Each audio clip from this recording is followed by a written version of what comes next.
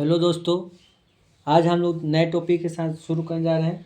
आज हम लोग पढ़ेंगे मगध राज का उदय। मगध राज का उदय एग्जाम के पॉइंट ऑफ व्यू से बहुत इंपॉर्टेंट टॉपिक है। एग्जाम में अक्सर पूछे जाते हैं इसे क्वेश्चन। ठीक है, तो मगध राज का उदय में आपसे पूछा जाएगा कि मगध का सबसे प्राचीन वंश कौन है। तो मगध राज का सबसे प्राचीन वंश कौन है? तो बृहदत्त वंश। बृहदत्त वंश। अब बृहदत्त वंश के संस्थापक कौन है? बृहदत्त। ठीक है, बृहदत्त कौन थे? तो बृहदत्त कौन थे? तो जरासंध बृहदत्त के पुत्र थे। जरासंध। ठीक है, तो बृहदत्त के कौन थे पुत्र? जरासंध। बृहदत्त के पुत्र कौन थे? बृहदत्त के पुत्र का नाम क्या था? जरासंध। जरासंध। ठीक है, या जरासंध किसके पुत्र थे? तो बृहदत्त के। ठीक है, तो मगध का सबसे प्राचीन वंश कौन है? तो बृहदत्त वंश थे। ठीक है, अब मगध का उदय में 3 वंशों का योगदान रहा। मगध का उदय में 3 वंशों का योगदान रहा। ठीक है, तो पहला कौन है? तो पहला है हर्यक वंश। पहला कौन वंश है? हर्यक वंश। दूसरा है शिशुनाग वंश। तीसरा है नंद वंश। ठीक है, नंद वंश। ठीक है, तो मगध राज का उदय क्या हुआ था? तो बृहदत्त सबसे प्राचीन वंश था, बृहदत्त वंश। ठीक है, अब बृहदत्त के पुत्र थे जरासंध। ठीक है, क्वेश्चन पूछेंगे बृहदत्त के पुत्र का नाम क्या था? जरासंध। ठीक है, अब मगध का उदय के लिए, उत्कर्ष के लिए, ठीक है, उदय के लिए 3 गो थे प्रमुख वंश: हर्यक वंश, शिशुनाग वंश और नंद वंश। ठीक है, अब पहला हम लोग आते हैं पढ़ने के लिए हर्यक वंश। हर्यक वंश। ठीक है, अब हर्यक वंश के संस्थापक कौन है? ठीक है, हर्यक वंश के संस्थापक कौन है? तो बिंबिसार। कौन है? बिंबिसार। आपसे क्वेश्चन पूछेगा कि हर्यक वंश के संस्थापक कौन है? बिंबिसार। ठीक है, अच्छा, हर्यक वंश कब से कब चला? हर्यक वंश कब से कब चला? तो 544 से 344। 544 से BC से 344 BC। 344 BC। ठीक है, तो हर्यक वंश कब से कब चला? तो 544 BC से 344 BC। ठीक है, हर्यक वंश के संस्थापक कौन? बिंबिसार। अब बिंबिसार का शासनकाल कब से कब चला? तो 544 BC से 492 BC। 492 BC। ठीक है, हर्यक वंश कब से कब चला? तो पूछेगा तो 544 BC से 344 BC तक। ठीक है, अगर बिंबिसार, जैसे कि अब हर्यक वंश के संस्थापक हैं, हर्यक वंश के संस्थापक बिंबिसार हैं, इनका शासन पूछेगा तो 544 BC से 492 BC तक।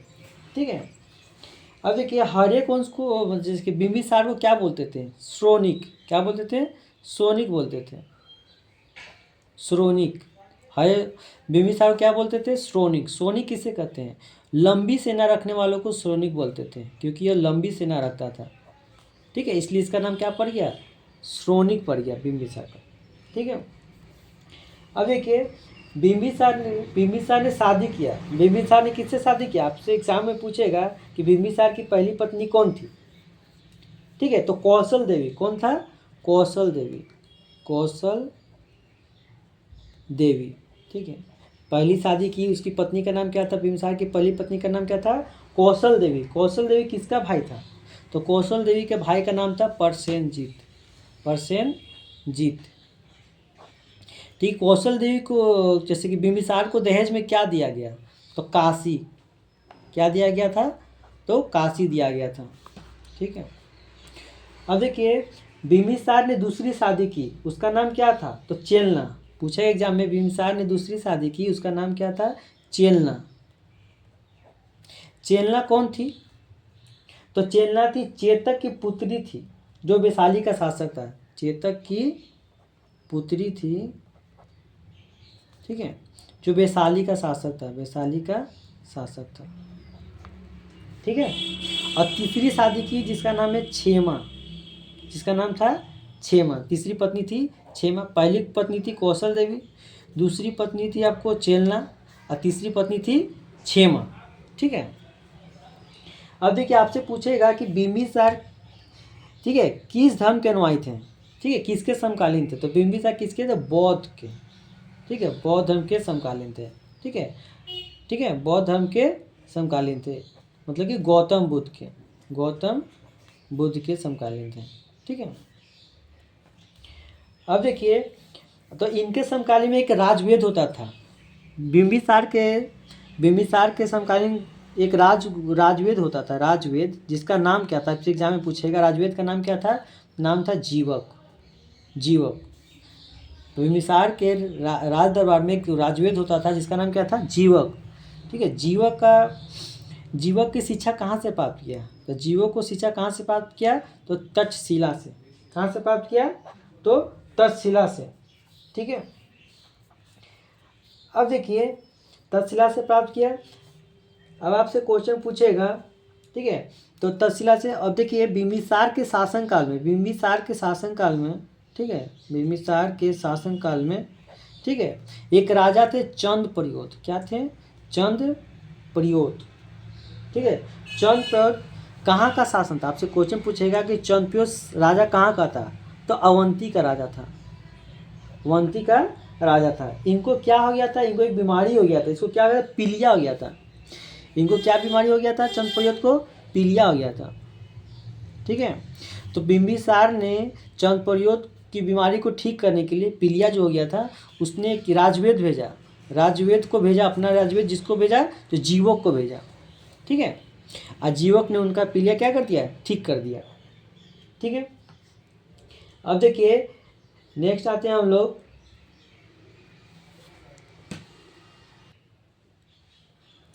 अब देखिए बिंबिसार की राजधानी क्या थी, बिंबिसार ने अपनी राजधानी क्या बनाया, तो राजगिरी को बनाया, राजगिरी को बनाया। ठीक है। और इसका निर्माण किसने करवाया, इसके निर्माण कौन को, इस मतलब कि बिंबिसार के वास्तुकार कौन थे, तो वास्तुकार का नाम क्या था, महागोविंद। क्या नाम था, महागोविंद। ठीक है। तो बिंबिसार की राजधानी क्या थी, राजगिरी, और इसके बिंबिसार के वास्तुकार कौन थे, महागोविंद थे, महागोविंद। अब देखिए इसने अंग के नरेश ब्रह्मदत्त को हरा दिया। इसने क्या किया, इसने अंग के नरेश, ठीक है, इसने अंग का नरेश था, मतलब राजा था नरेश, ब्रह्मदत्त को हरा दिया। और वहाँ का गवर्नर अपना बेटा अजातशत्रु को बना दिया। वहाँ का गवर्नर किसे बना दिया, अजातशत्रु को बना दिया। ठीक है। अब देखिए 492 ईस्वी में अजातशत्रु ने ही बिंबिसार की हत्या कर दी। ठीक है। अजातशत्रु ने, ठीक है, बिंबिसार की हत्या कर दी, कितना, 492 ईस्वी में। अब देखिए दूसरा आते हैं अजातशत्रु का शासनकाल कब से कब रहा, 492 ईसा पूर्व से लेकर 460 ईसा पूर्व रहा। ठीक है। इनका उपनाम क्या था, कुनिक। ठीक है। एग्जाम पूछेगा कि कुनिक उपनाम किसका है, तो अजातशत्रु का नाम है। ठीक है। अब देखिए आपसे पूछेगा कि सबसे पहले अजातशत्रु किस धर्म के अनुयायी थे, सबसे पहले किस धर्म के अनुयायी थे, तो यह जैन धर्म को मानता था, अजातशत्रु सबसे पहले जैन धर्म को मानता था, बाद में, ठीक है, बौद्ध धर्म मानने लगा। ठीक है। अब देखिए अजातशत्रु ने ही गौतम बुद्ध के अवशेषों पर 8 को स्तूप बनाया था। अजातशत्रु ने गौतम बुद्ध के अवशेष, मतलब मृत्यु, ठीक है, मृत्यु जो हो जाता है ना, उनके अवशेष होते हैं, अवशेष पर कितने स्तूप का निर्माण करा, 8 स्तूप का निर्माण करवाया था। ठीक है। तो पूछेगा स्तूप क्या होता है, तो बौद्ध धर्म में मर जाने के बाद उनके ऊपर जो मंदिर बनता है उसको स्तूप बोलते हैं। तो अजातशत्रु ने गौतम बुद्ध के मृत्यु के अवशेष पर कितने स्तूप बनाए, 8 गो स्तूप बनाए थे। ठीक है, इसने क्या किया, इसने वज्जी पर अटैक कर उसे मगध में मिला लिया। इसने वज्जी पर अटैक करके क्या कर लिया, उसको मगध में मिला लिया। वज्जी पर अटैक करके, ठीक है, मगध में मिला लिया। ठीक है, अजातशत्रु ने ही एग्जाम में आपसे पूछे है किसने 2 नए हथियार का उपयोग किया।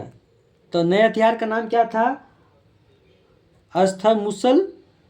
अस्थमुसल और महाशिलाकंटाकिका। ठीक है, महाशिलाकंटाका। ठीक है, 2 नए हथियार का उपयोग किसने किया, तो अजातशत्रु ने अपने शासनकाल में किया था। ठीक है, अब देखिए उदयन जो इनका बेटा था, अजातशत्रु का बेटा का नाम क्या था, उदयन ने इनकी हत्या, अजातशत्रु की हत्या कब कर दी, तो 461 ईस्वी में अजातशत्रु की हत्या कर दी। अजातशत्रु की हत्या किसके द्वारा, तो उदयन के द्वारा। उदयन कौन था, इनका पुत्र था। अब देखिए उदयन का शासनकाल आ गया। उदयन का कब से कब रहा, तो 461 ईसा पूर्व से ठीक है 444 ईसा पूर्व। ठीक है, अब देखिए उदयन ने क्या किया था। ठीक है, तो इस वंश में क्या हो रहा था कि सभी अपने पिता को मार दे रहे थे, इसलिए इस वंश को क्या कहनाएगा, तो ठीक है, पितुहंता वंश कहलाने लगा। ठीक है, उदयन क्या किया, उदयन ने गंगा और सोन नदी के तट पर पाटलिपुत्र की स्थापना की। ठीक है, एग्जाम में आपसे क्वेश्चन पूछेगा कि किसने गंगा और सोन नदी के तट पर ठीक है पाटलिपुत्र की स्थापना की। ठीक है, पाटलिपुत्र की स्थापना की तो उदयन ने। किसने किया, तो उदयन ने। ठीक है, अब देखिए, और इसने अपनी राजधानी कहाँ कर दिया, तो राजगिरी में। इसने अपनी राजधानी फिर से कहाँ लाया, तो राजगिरी से पाटलिपुत्र ले आया। राजगिरी से पाटलिपुत्र। ठीक है, तो बिंबिसार की राजधानी कहाँ थी, राजगिरी थी। अजातशत्रु की भी राजधानी कहाँ थी, राजगिरी थी। लेकिन उदयन ने क्या किया कि राजगिरी से राजधानी को कहाँ ले आया, पाटलिपुत्र में ले आया। ठीक है, अब देखिए मगध का सर्वप्रथम उल्लेख, एग्जाम में पूछेगा कि मगध का सर्वप्रथम उल्लेख कहाँ मिलता है, तो अर्थवेद में। ठीक है, अर्थवेद में मिलता है। ठीक है, अब देखिए ठीक है, पूछेगा आपसे कि हर्यक वंश का अंतिम शासक कौन था, तो नागदशक। नागदशक की हत्या किसने कर दी, तो उसी के महात्माया ने। ठीक है, क्या नाम था, तो ठीक है, क्या नाम था, महामत्या। ठीक है, महामत्या था। ठीक है, जो उसका पीएम था, कौन था, उसका पीएम था। ठीक है, अब देखिए अजातशत्रु की पत्नी का नाम क्या था, एग्जाम में पूछा हुआ क्वेश्चन है कि अजातशत्रु की पत्नी का नाम क्या है, तो पद्मावती। अजातशत्रु के पत्नी का नाम क्या था, ठीक है, अजातशत्रु। ठीक है, अजातशत्रु के पत्नी का नाम क्या नाम था, पद्मावती। ठीक है, आज के लिए इतना ही, सभी कवर कर लिया गया है क्वेश्चन। ठीक है, नेक्स्ट टॉपिक मिलेंगे हम लोग शिशुनाग वंश।